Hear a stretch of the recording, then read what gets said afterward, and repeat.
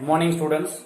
Today now we are discussing about plus 1 la third chapter tissue level of organization la animal tissue la epithelial tissue la glandular epithelium அப்படிங்கறத பாப்போம். Okay, இப்போ already வந்து பாருங்க last video பார்த்தோம். இப்போ the animal tissue can classified into 4 types based on size, shape, functions of cell வச்சு. Okay, epithelial, that is connective, muscular, neural பார்த்தோம். அந்த epithelial அப்படினாலே outer covering layer எங்க இருந்தது? lining of body cavity, இன்னொன்னு glandular epithelium. அப்ப அந்த lining epithelium பார்த்து முடிச்சிட்டோம். Today now we are discussing about glandular epithelium. Okay, இப்ப glandular epithelium என்ன மீனிங்? இதுலயே some cuboidal and columnar cells, அங்க இருக்கக்கூடிய cuboidal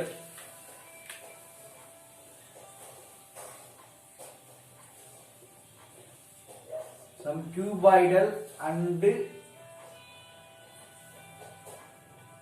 columnar cells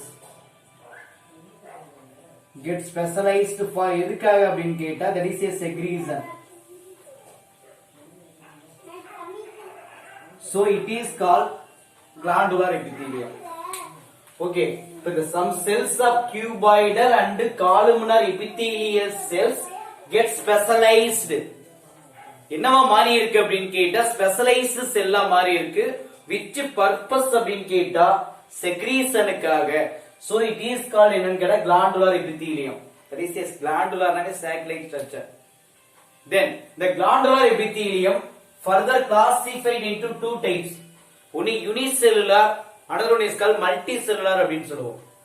ஓகே, அப்ப unicellular அப்படினாலே மெயினா என்ன சொல்வாங்க? single type of cells. Okay, அப்ப மேக்ஸிமம் இந்த சிங்கிள்ஸ். இங்க மல்டி செல்லுலார் அப்படின்னு கேட்டா கிளஸ்டர். இப்போ எக்ஸாம்பிள் பாத்தீங்க அப்படின்னா unicellular glandular epithelium, multi cellular glandular epithelium. அப்ப யூனிசெல்லுலார் கிளாண்டுலார் எபித்தீலியம் எங்க இருக்கு அப்படின்னு கேட்டா கோப்லெட் செல்ஸ் அப்படின்னு சொல்லுவாங்க.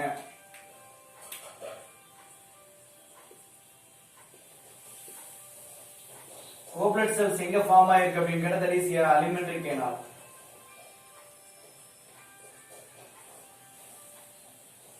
ஓகே, இப்போ what is goblet cell secretes? எதை செக்ரீட் பண்ணும் அப்படிங்கற மியூக்கஸ். மியூக்கஸ் உடைய வேலை protection. Protection of alimentary canal. Okay, then multicellular. Multicellular அப்படினா இங்க என்ன சொல்லுவாங்க? Cluster of cells. Okay, cluster means என்னன்னு கேட்டா குரூப் ஆஃப் செல்ஸ் இருக்கும். சார் இங்க எக்ஸாம்பிள் என்ன சொல்லலாம் அப்படினா salivary gland.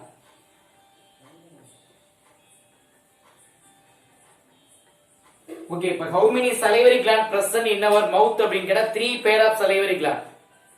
Okay, what are the 3 pair of salivary gland அப்படினா ஒன்னு parotid,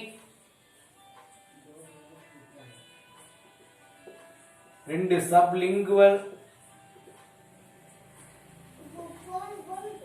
third submandibular or maxillary gland அப்படினு சொல்லுவாங்க. Okay okay, parotid, sublingual, submandibular or maxillary அப்படினு சொல்லுவாங்க. இதுல parotid எங்க இருக்கு அப்படினு கேட்டா cheek, sublingual அப்படினு கேட்டா beneath tongue, நாக்கு கடியில இருக்கும். இது angles of jaw. ஓகே, இப்போ இருக்கறே largest யார் அப்படினு கேட்டா parotid. largest salivary gland யார் அப்படினா parotid. அப்ப pair of parotid present in cheek, then sublingual present beneath or under the tongue, then submaxillary or mandibular present in எங்கன்னு கேட்டா angles of the jaw. But all the glands secrete saliva. Okay, per day எவ்வளவு sir secrete பண்ணுது? 1500 litre. Okay, அதாவது maximum பாத்தீங்க அப்படின்னு கேட்டா என்ன சொல்லுவாங்க? That is litre. 1500 லிட்டர் கிடையாது, it is 1.5 litre per day. ஒரு நாளைக்கு 1.5 லிட்டர் சலைவாவை என்ன பண்ணும் அப்படின்னா செக்ரீட் பண்ணும். Okay, then that is example for என்ன சார்னா multicellular. Okay, then the multicellular gland further classified into two type. One is exocrine, another one is called endocrine. இப்போ what is mean by exo endo சரி exo அப்படினு கேட்டா என்ன sir இப்போ exo அப்படினா duct gland duct or tube gland endo அப்படினா ductless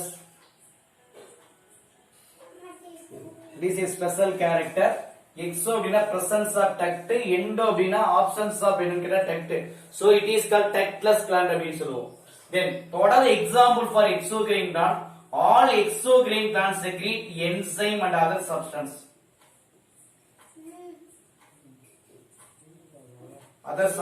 produce பண்ணும் all endocrine glands secretes hormone okay but what is enzyme so enzyme means enna biocatalyzed substance okay that is a quick reaction or molecular scissor okay what are the example for exocrine gland what are the example for endocrine gland what are the example for exocrine gland okay for exocrine gland all enzyme producing gland salivary gland then digestive gland mucus gland mammary gland okay then okay mammary gland mucus gland digestive gland அதே மாதிரி next வந்து பாத்தீங்க அப்படினு கேட்டா sweat gland மீதி apocrine colocrine seminous gland okay தெரியும் sweat gland என்ன பண்ண ஆட்டோமேட்டிக்கா வந்து பாருங்க sweat digestive gland enzyme okay mucus gland mucus mammary gland milk seminous gland earwax okay etc oil gland sebum sebaceous gland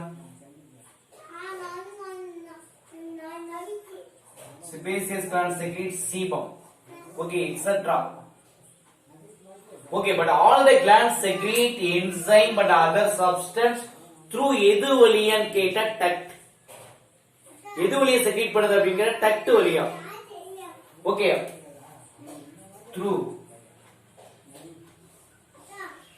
duct or tube so it is called that is a exocrine gland otherwise called duct gland அப்படினு சொல்லுவோம் then endocrine அப்படினாவே ductless that is a produce hormone அப்படினா chemical messenger வேதியியல் தூதுவர் அப்படினு சொல்லுவோம் but all the வந்து பார்த்தா message transfer through the hormones okay what are the example for endocrine gland இது மெயினா பாத்தீங்கன்னா head neck thorax okay upper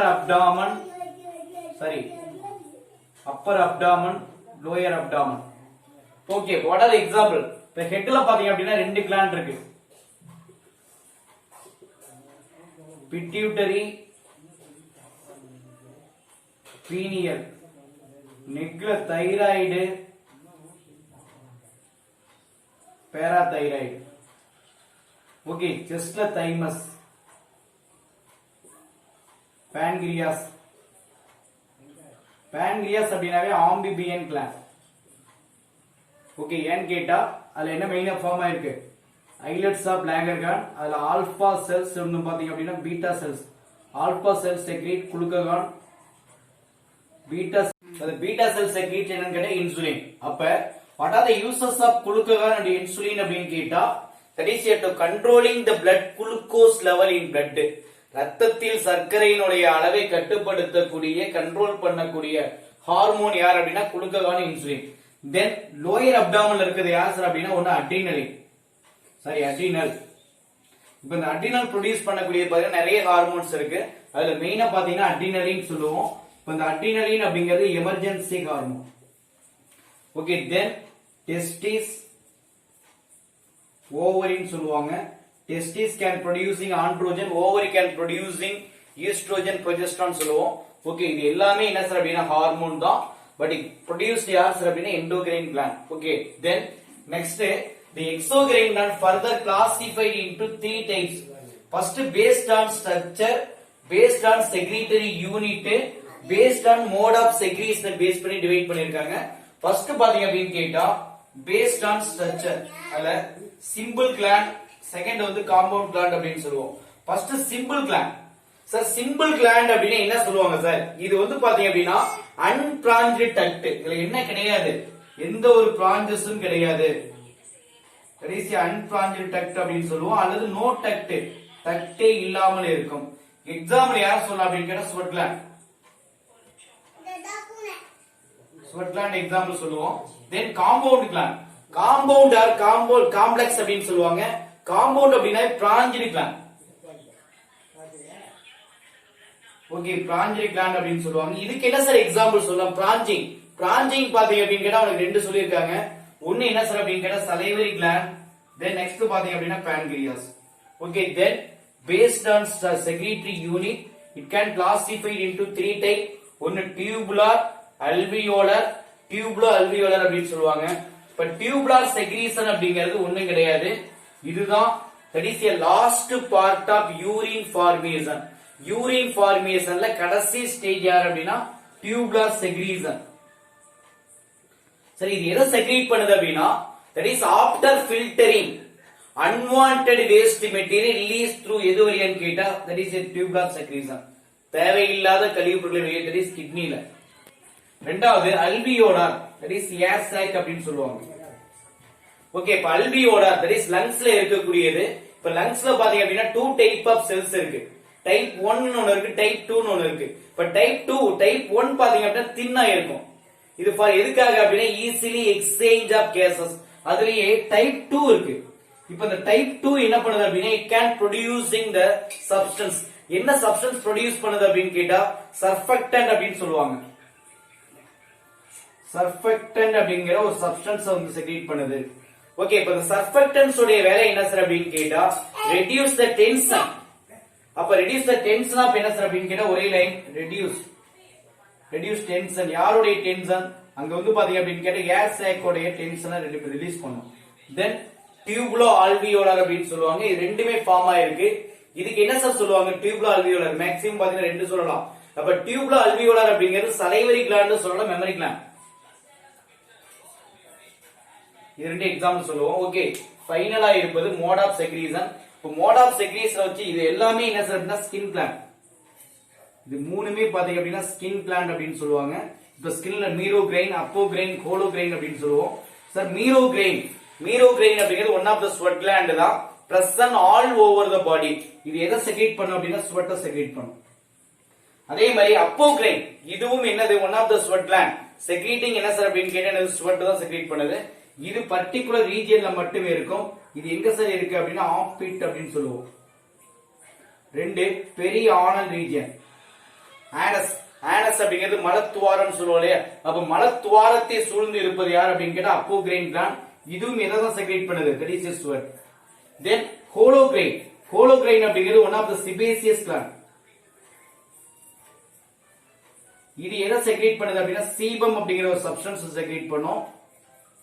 okay, இதனுடைய வேலை என்ன சார் அப்படின்னு கேட்டா soft and shining of body அப்படின்னு சொல்லுவோம். ஓகேவா? தேங்க்யூ.